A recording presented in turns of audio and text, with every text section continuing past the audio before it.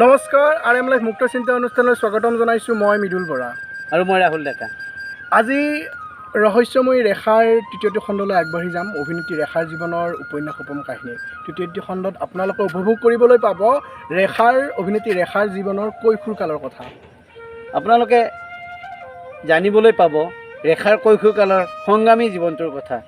কেনেকৈ বিচ্ছেদ ঘটিছিল ৰেখাৰ পিতৃ মাতৃৰ, ৰেখাৰ পিতৃয়ে কেইবাৰ বিবাহ কৰাইছিল আৰু বিবাহৰ পিছত ৰেখাৰ পৰিয়াললৈকে কেনেকুৱা ধৰণৰ দুসময় জীৱন নামি আহিছিল আৰু কেনেকৈ সংগ্ৰামৰ মাজেৰে ৰেখাই অভিনেত্ৰী হিচাপে প্ৰতিষ্ঠা লাভ কৰিছিল আৰু বোলছবি জগতত ভুমুকি মাৰিছিল। আহক গোটেই খণ্ডটোৰ শেষলৈকে উপভোগ কৰক। অভিনেত্ৰী ৰেখাৰ মাক আছিল মাদ্ৰাজৰ এগৰাকী অতিকে দুখীয়া ঘৰৰ ছোৱালী। দেখাই শুনে খুব ধুনীয়া আছিল আৰু সেইবাবেই সেই সময়ত তামিল চিনেমা জগতত তেখেতে এখন চিনেমা কৰিবলৈ সুযোগ পাইছিল আৰু সেই চিনেমাখন হিট হোৱাৰ পিছত তেখেতে বিভিন্ন ছবিত অফাৰ পাইছিল আৰু তেওঁ ছবি জগতত প্ৰৱেশ ঘটিছিল আৰু ইয়াৰ পিছতে তেওঁ ইখনৰ পিছত সিখনকৈ ছবি কৰি গৈছিল। তাৰপিছতেই তেওঁ ছবিৰ বাবে কোনোদিন থমকি ৰ'ব লগা হোৱা নাছিল। ইফালে মাদ্ৰাজত আৰু এটাই আছিলে কি শিৱাজী গণেশন, আৰু সেই শিৱাজী গণেশনৰ লগতে আৰু এটি নাম খুব জনপ্ৰিয় আছিলে, সেইজন হৈছিল জেমিনী গণেশন। তেতিয়া এনেকুৱা আছিলে জেমিনী গণেশন এজন তামিল আৰু তেলেগু ছবিৰ ছুপাৰহিট এক্টৰ আছিলে। তেওঁ বহুতো ছুপাৰহিট চিনেমা তেতিয়া উপহাৰ দিছিলে সেই তামিল আৰু তেলেগুত। তেওঁ হিন্দী ভাষাত মাত্ৰ 2খন চিনেমা কৰিছিলে, বাকী যিবিলাক চিনেমা কৰিছিলে আটাইখিনিতে সহ অভিনেতা হিচাপে কাম কৰিছিলে।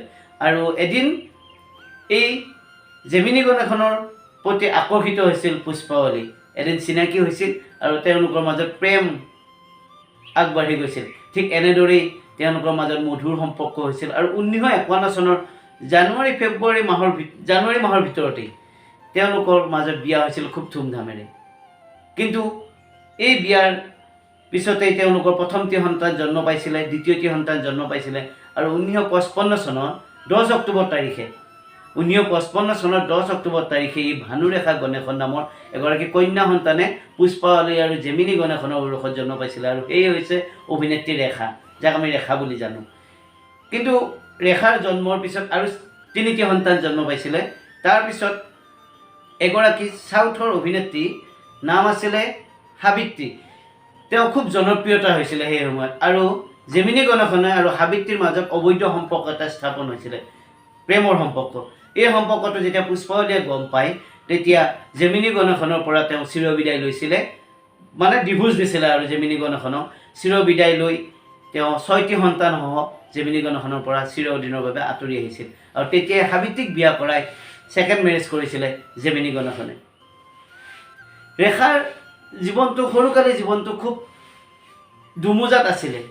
তাই কি কৰিম কি নকৰিম, কোনটো ভাল লাগে কি বেয়া লাগে, একো ধৰণৰ তেনেকুৱা এটা নাছিলে। সেইকাৰণে হয়তো ৰেখাই সেই সময়ত সাংবাদিকৰ লগত কৈছিলে, মোৰ জীৱনটো উদযাপন কৰাই নহ'ল, হয়তো দুমোজাতে পাৰ হৈ গ'ল আজিলৈকে। ঠিক তেনেদৰে কৈছিলে। শিশু অৱস্থাত ৰেখা যেতিয়া ভায়েক ভনীয়েকহঁতক স্কুলত থ'বলৈ গৈছিল তেতিয়া তাই দেখিছিল দেউতাকে তাই সৰু মাক সাবিত্ৰীৰ যিগৰাকী সন্তান, সেই সন্তানটিকো স্কুলত থ'বলৈ আহে। তাই ৰেখাই দেখা পায়, কিন্তু ৰেখাই মাতিব নোৱাৰে। মাকে কাৰা নিৰ্দেশ দিছিলে যে সেইজন মানুহক কোনোদিন নামাতিবা।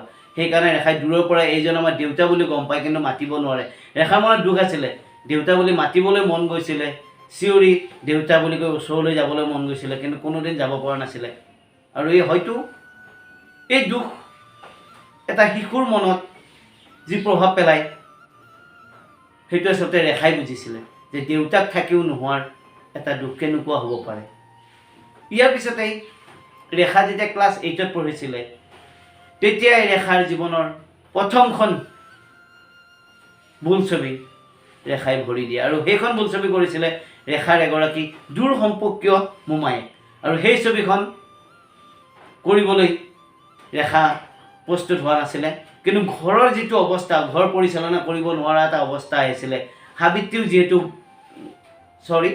পুষ্পাৱলীও যেতিয়া নেকি বয়স হ'ল, নায়িকাৰ পৰা বাৰ্ধক্য পোৱাৰ বাবে অভিনয় তেওঁ সুবিধা নোপোৱা হ'ল, তেতিয়া 6টাকৈ সন্তান ডাঙৰ কৰিবৰ কাৰণে তেওঁ যথেষ্ট সমস্যাৰ সন্মুখীন হৈছিলে। আৰু তেতিয়াই মানে কি ৰেখাৰ হাতত যেতিয়া ক্লাছ 8ত পঢ়ি থাকোঁতে চিনেমাৰ অফাৰটো আহিছিলে, মাকৰ তাগিদাত পৰি ৰেখাই প্ৰথম খোজটো দিব লগা হৈছিলে বোলছবি জগতত। আৰু সেই বোলছবিখনৰ পিছতেই ৰেখাই হয়তো পিছলৈ ঘূৰি চাব লগা হোৱা নাছিলে, থমকি ৰ'ব লগা হোৱা নাছিলে। এয়াই ৰেখাৰ বোলছবি জগতৰ আৰম্ভণি।